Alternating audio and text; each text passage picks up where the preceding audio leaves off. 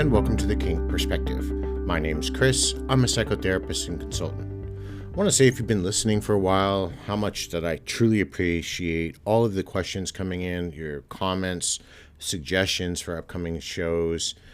If you're new here, I'm glad you found your way in. If, the show helps you think, reflect a little bit, or even feel a little less alone, I hope you all take a second to follow, subscribe, whether you're on Spotify or YouTube or somewhere else. Ratings and reviews really help keep these conversations in the forefront for more people to discover them and to come back and reflect on. I get so many comments about how helpful everything is, and I truly appreciate that. And if you'd like to support the show directly, there is a donate button in the episode and in the show's description. Anything big or small is always appreciated. I also want to take a moment to say this, because somebody asked me this question. So I'm going to kind of speak to it directly. My show is one of the only shows out there that's dedicated to the intersection of psychology and BDSM. Week after week, we're all breaking down these concepts that hit to the heart of what people are actually wrestling with: power, identity, healing, control, connection. This isn't surface level conversations or how these things do and don't affect people, but the human dynamics behind it all. I'm not trying to take all of your data, by the way, and then sell it back to you in some package that ultimately doesn't help you. It's not a jab, it's just the reality. Now, on today's show, we're going to be discussing personal power and sovereignty. Now, it's not the kind of power that plays out in fantasies or scenes or dynamics, but the kind that shapes you, how you move through the world. This episode is about knowing where you begin and where other people end. It's about the kind of self-trust that can't be faked, and the kind of grounded authority that doesn't rely on fear or performance. Too often people confuse dominance with power or submission with powerlessness. But power and sovereignty aren't about the role. They're about alignment, about ownership and agency, about not abandoning yourself in the name of connection, status, or even obedience. So no matter whether you identify as a dom, a sub, switch, or anywhere in between, maybe you don't even use the title at all, I think today's show is going to be for you. So let's get into it, right? First, I want to start with something simple that most of us don't think to question at all: the difference between personal power and positional power. Now, positional power is what you get from a title or a role. You're the dominant, the daddy, the submissive, the property. There's a dynamic in place. Expectations, agreements, language that gives structure to how you relate. That structure can be really powerful. It can be affirming even. And that sometimes it can even be healing. It gives shape to consent. It creates clarity in a world that often lacks it. But positional power is only as stable as the agreement that holds it. It can be taken away, it can be challenged, it can be revoked. Worse, it can be misused, especially when someone leans too hard on the title without embodying the integrity that should come with it. And it doesn't necessarily reflect who you are when everything else is stripped back. When the scene ends, when the collar is off, when no one's watching, that's where personal power either shows up or it doesn't. Now, personal power, on the other hand, doesn't rely on your role. It's not dependent on your partner, your caller, your scene, or your surroundings. It's yours, regardless of what dynamic you're in or whether you're in one at all. It's what shows up when no one's looking. It's how you carry yourself when things get hard. It's your voice, your knowing, and your ability to choose. And here's a really uncomfortable truth. Most people in the lifestyle confuse the two. They think being a dominant means they're powerful, but if that power comes from barking orders and getting compliance, it's not power. That's control. Or worse, insecurity dressed up as a ritual. And just the same, being a submissive doesn't make someone else powerless. In fact, some of the strongest people I know are those who choose to kneel. But kneeling doesn't mean disappearing. And for some, that's exactly what's happening. Here's the deeper thing I want to name. When we don't have a strong sense of personal power, When we haven't yet anchored ourselves in who we are, it's easy to hide inside of our role. Some D types cling to control because they've never really felt in charge of anything in their lives. They've been walked over, ignored, minimized. And now, this role gives structure, respect, maybe even clarity. Now, that can be healing, and for some, it can be a trap.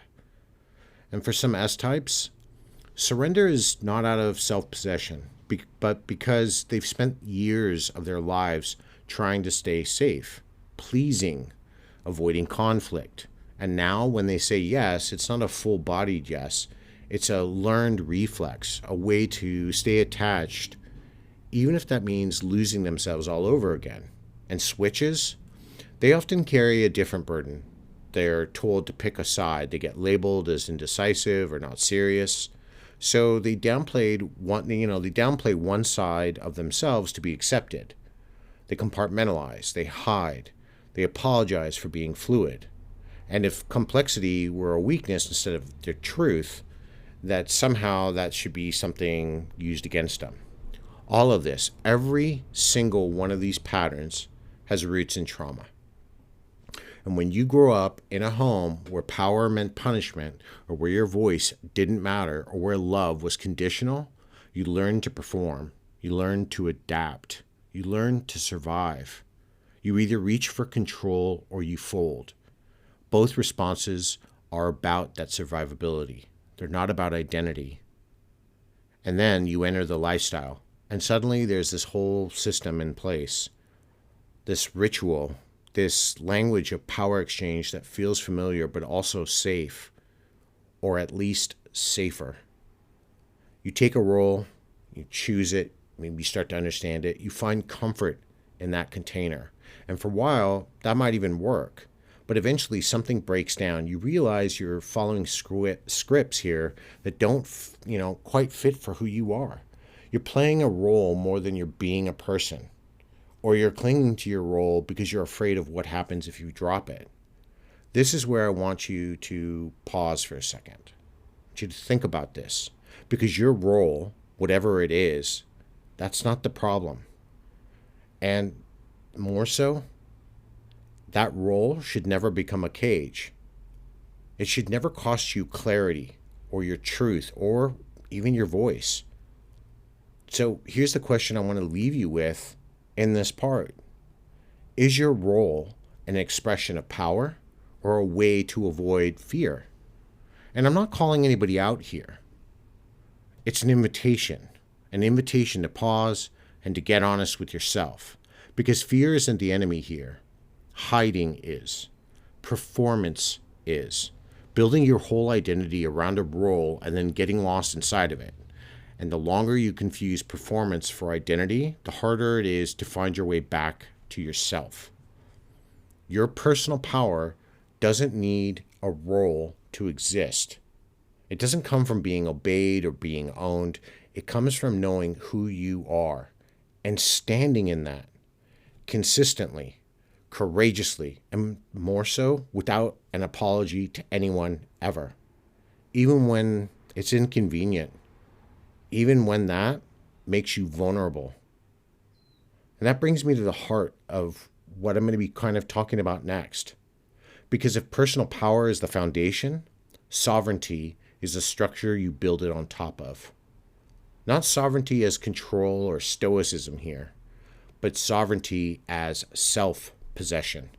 The ability to stand in your dynamic without losing your center.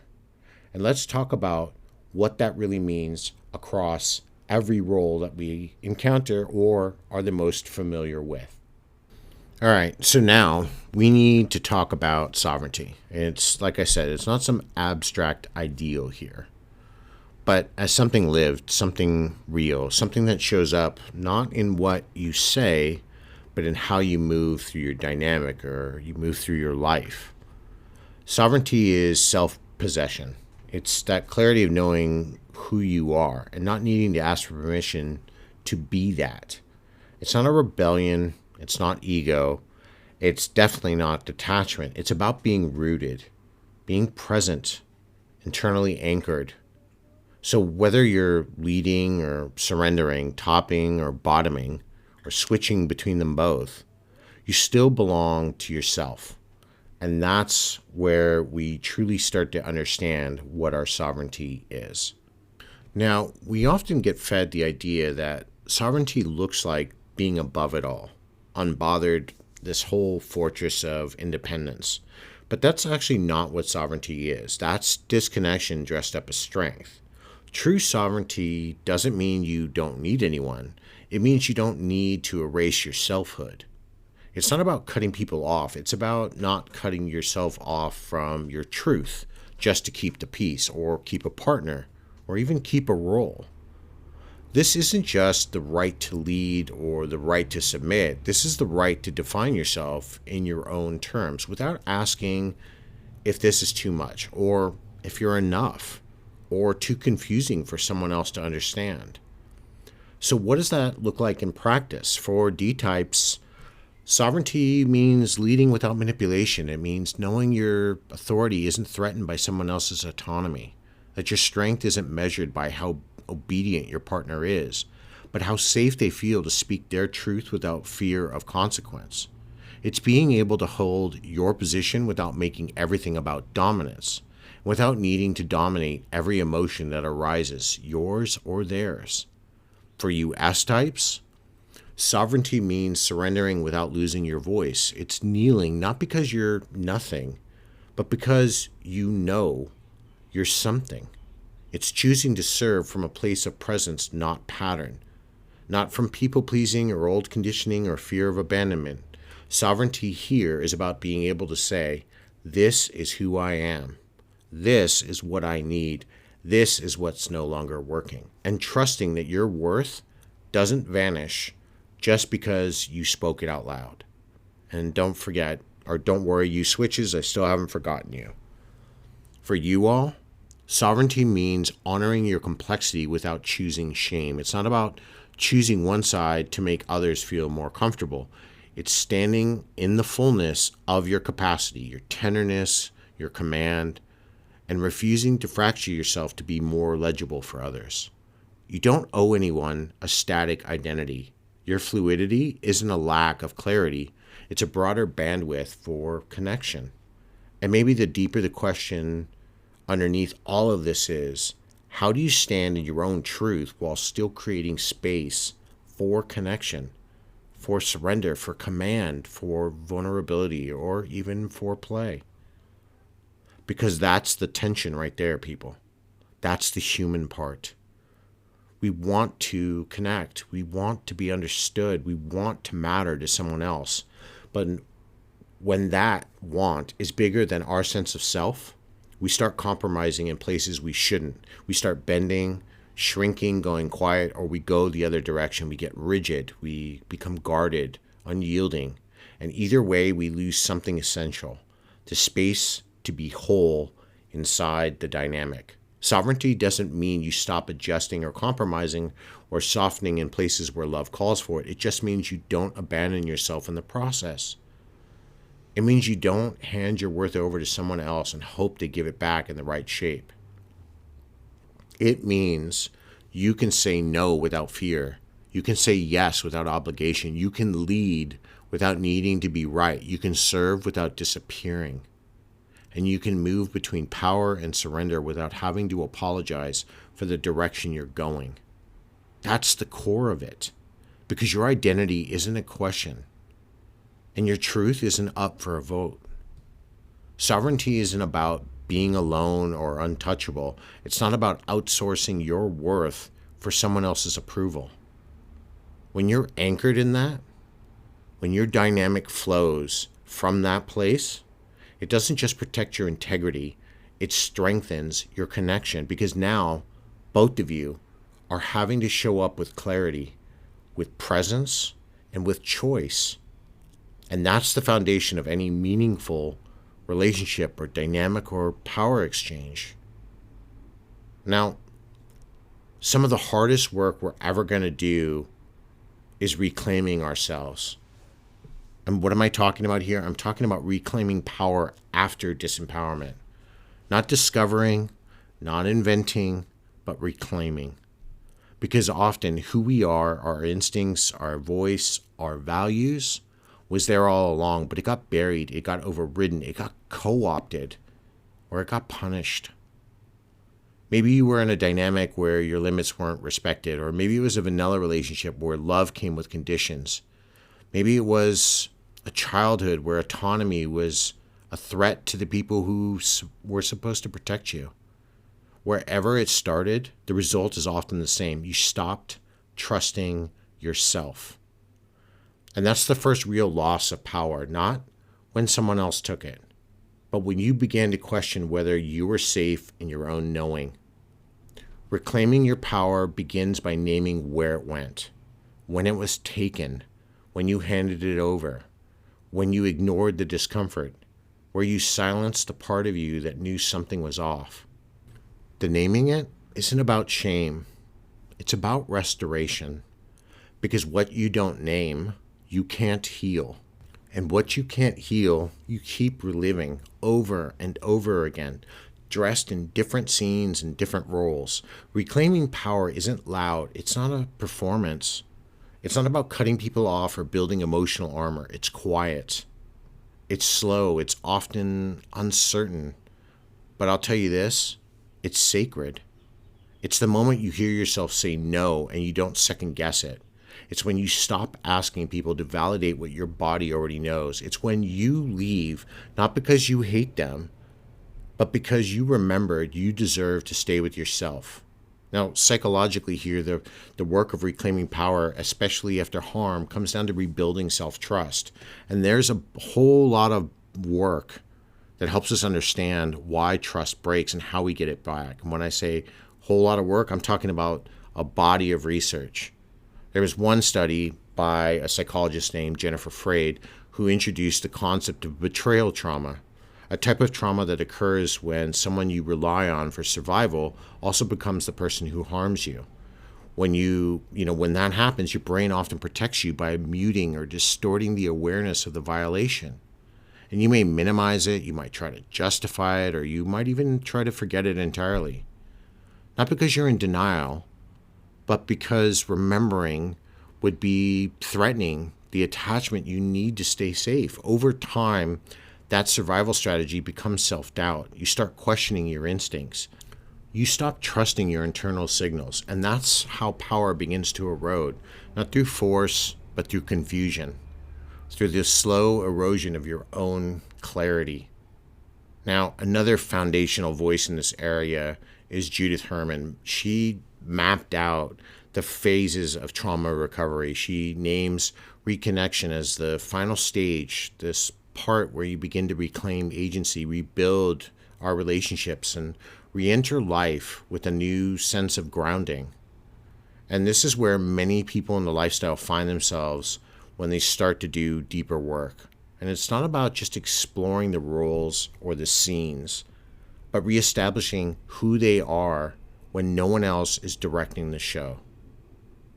And if we really take a deeper dive into this, we can look at Siegel's work in interpersonal neurobiology, and he gives us the why. He talks about mind sight, the ability to perceive your own internal states and integrate them into coherent understanding. Trauma fragments that. It scrambles our signals, and this is where you might feel panic when things are calm, or calm when you should feel afraid. And that makes it hard to know what's real, much less act on it. So when I say this work is about rebuilding self-trust, I don't just mean being more confident. I mean reconnecting with your own nervous system, learning how to read your body again, how to tell the difference between instinct and fear, between yes and collapse. That's not soft work. That's sovereignty in action. That's something I work on every day with people. That's something that I see people do in their relationships when they come together. Look, sovereignty isn't about being solitary. It's not about shutting people out. It's not about being hard or unreachable or pretending you don't need anyone.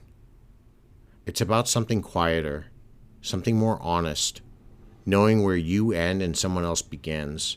It's about recognizing the space between connection and self-abandonment and learning to stand in that space with some clarity and care. Now, whether you identify as a dominant or a submissive or a switch or none of those at all, whether you're in a monogamous structure or poly one, or something doesn't even fit in a neat little box, this work, what I'm talking about today, belongs to all of us, because at its core, this isn't about roles. It's about self. It's about the lifelong process of coming back to yourself again and again, even when you've drifted, especially when you've drifted. And we've all had moments where we compromised our voice to keep the peace, where we agreed to something that didn't sit right just to feel wanted, where we twisted ourselves into versions what we thought would be easier for others to love. And let me tell you, I can feel a lot of you out there right now listening to this, shaking your head in agreement that we've done this. And let me say this, it makes sense. We're wired to connect, but connection that costs you. Your center isn't safety, it's performance. Sovereignty means choosing to stop performing. It means making room for your truth, even when that complicates things. It means being able to stand in the middle of your dynamic, your relationship, your identity, and still feeling like you belong, especially to yourself. So I want to leave you all with a question to think about today. Something to carry forward as you listen and are processing a lot of this. What would it look like to live your power that belongs to you, no matter who you're with? Because honestly, that's where the work's going to begin. And that's what we all deserve. So I want to hear some feedback on this. I know I've gotten some questions about this, and that's why I'm doing this show today. I know it's a little bit shorter and more direct. There's, I have more to say on this, but I don't want to overload this whole, episode with too much depth, because there's a lot more psychology to this, and I don't want this to turn out to be a quasi therapeutic stance, because I don't do that. But I want to hear what your thoughts on this, on your reclamation, on your understanding of personal power, your understanding of sovereignty, and how that affects you. And what you've done, if that's happened to you, how you work through it, or maybe if you're the person who is struggling, where you're going to begin. But all of it matters. All of that work matters. So with that being said, I want to cover a couple of other things. For those of you who don't know, or if this is the first time you're tuning in, or maybe you've decided to listen to the end for the first time, I am an author. I do have a book, Tangled Desires, The Intersection Between Psychology and BDSM. It's wherever you can download an ebook or get a hard copy from. It's a little repetitive. I had a chat with my friend. She always tells me to go ahead and promote myself, so I am. It's out there. Does explain a lot about the lifestyle. But it's my first book, so, if you like it, you enjoy it, might learn something from it, might help you out. I don't have any upcoming talks as far as anywhere I'm going to be talking about maybe consent or anything else coming up scheduled in the next couple of weeks. We'll see what happens over the next couple of months. My apologies to Red Warrior. I'm still trying to work on getting her on the show. Yes, I'm also still trying to work on the episode about drink. I need to rediscuss drinking again, or any type of substance use while we're at dungeons, or going to events. Where there's one coming up in the Atlanta region, starts with an F. Whereas the bigger push is to start drinking and playing. At least that's the word I've heard from, a few dozen people at this point. And that's very concerning, because none of that's BDSM. That's a recipe for danger and consent violations. But anyway, I will try to get that out maybe next week, unless something else pops up that needs to be discussed. Right? We need to talk about these things. They're not uncomfortable truths. There are things that are sitting in our minds, and this is why people reach out and we talk about them. So, like I said, let me know what you thought about this today, how this maybe affected you, or where you're at in this personal journey between power and sovereignty. Until next time, everybody, be safe and stay kink.